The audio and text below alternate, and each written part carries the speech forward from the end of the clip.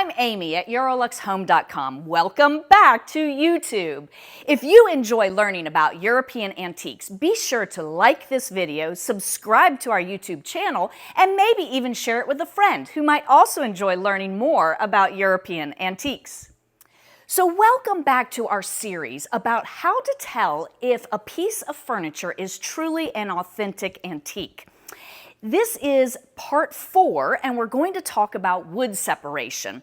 But first I need to let you know that really determining the age or how old something is really is an art and science that is based on experience. I've been a professional antiques dealer for the past 20 years, and I can tell you that when I date something, it's based on a combination of observation, research, knowledge about the historical styles of antiques, knowledge about construction techniques, and materials.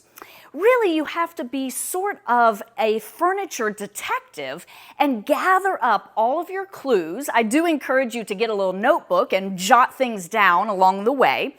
And then you put all of those clues together to come up with your best educated guess.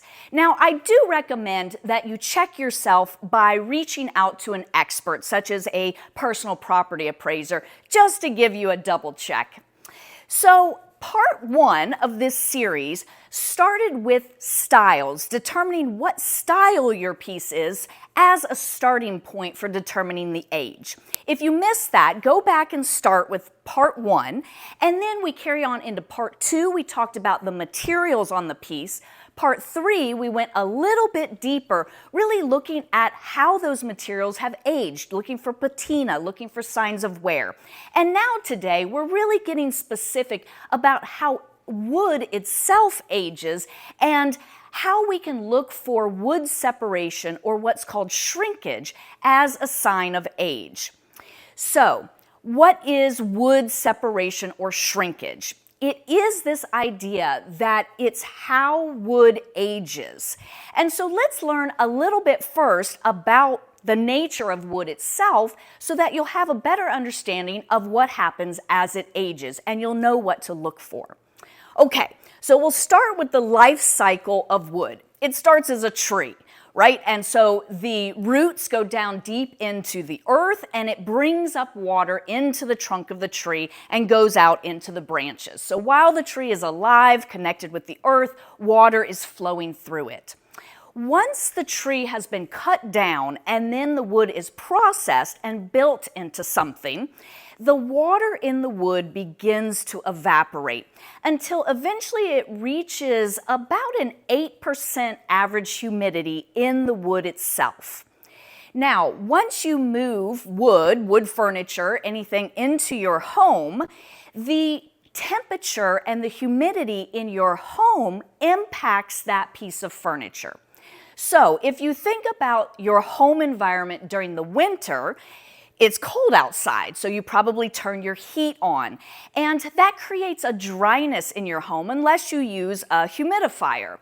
In general, most people's homes are around 30% humidity during the winter, and when that happens, it may decrease the relative humidity in your furniture down to about 4% humidity from the average of 8%.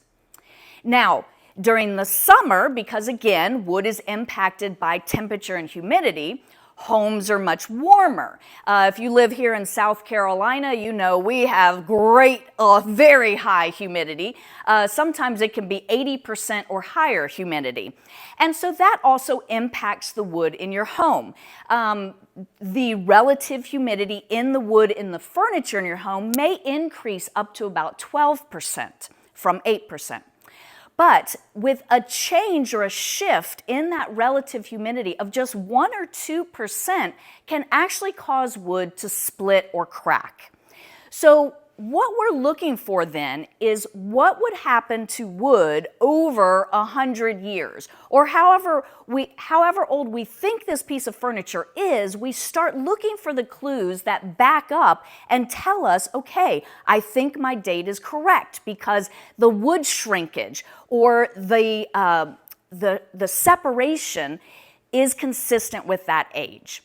So let's look at some true antique pieces so I can show you what you're looking for.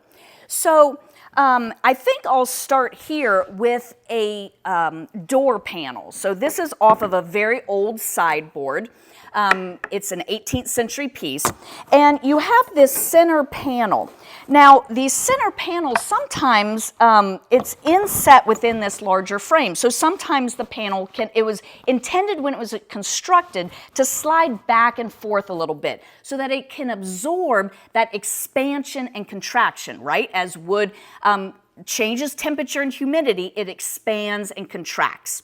So if it can float, then it absorbs that expansion and contraction, but sometimes the panel gets stuck. See, this one can't move at all. It can't slide back and forth. And that's why it has caused this wood separation or shrinkage. The water has gone out of the wood and it has created this split or crack due to the shift. So looking on door panels is one place that you really can find this wood separation or shrinkage. Now, another place that you could look would be inside drawers. So you pull the drawer out, and a lot of times right here at the front of the drawer, you see this panel, it's fixed, it's not sliding. If it was able to slide back and forth a little bit, it would absorb that expansion contraction, but instead it has separated or it has shrunk away from the original joint. And I expect to see that before restoration. So I will point out that when an antique has been restored, oftentimes the restorer will fill cracks, they'll repair the bottom of the drawer to bring that together. So, but you often can find the signs of restoration as well. So those are places to look. Now, also tops of tables. So here I'm standing in front of a table, late 19th century. Here in the center is just the original joint that would have opened where the leaves would go in. So that's normal. But right here at this joint, you can actually see it's together over on this side, but here we're beginning to see this wood separation as it shrinks away from the joint. So I can see, okay, that's about consistent with the age of this table. I expect to see some shrinkage or wood separation. Here is a nightstand, and you can see again this inset panel. If it could shift a little bit, then it would slide back and forth, absorbing that expansion and contraction. But it's fixed, so it can't slide. And so that's why here it has split and separated at the joint, and this is actually a crack across the top. But it's a sign of age. So, you know, we all get wrinkles as we age, and this is what I would expect to see in antiques. It's what helps me see the age, that I see how the wood itself has aged. So we all get character marks, we all get wrinkles. These are now part of the character of these antique pieces. But like I said, we do provide restoration services for our customers. For instance, if someone wanted this filled, we could do that prior to shipping. But it's all part of this sleuthing exercise that you go through, where you're gathering up all of your clues. You're writing them down in your little detective notebook so that you can figure out, come up with your best educated guess. So again, I encourage you to handle a lot of antiques. It's really the way that you will learn is by going out and putting your hands on antique pieces in antique stores and antique shows. Ask lots of questions. That's really how you learn. And of course, do your research, read books, read collectors' forums, and with experience, you too will be able to determine whether a piece is truly an authentic antique. So remember to come back next time. We'll continue this process. Remember to like this video, subscribe to our YouTube channel, and maybe even share it with a friend who might also enjoy learning about how to determine if something is truly an antique. See you next time.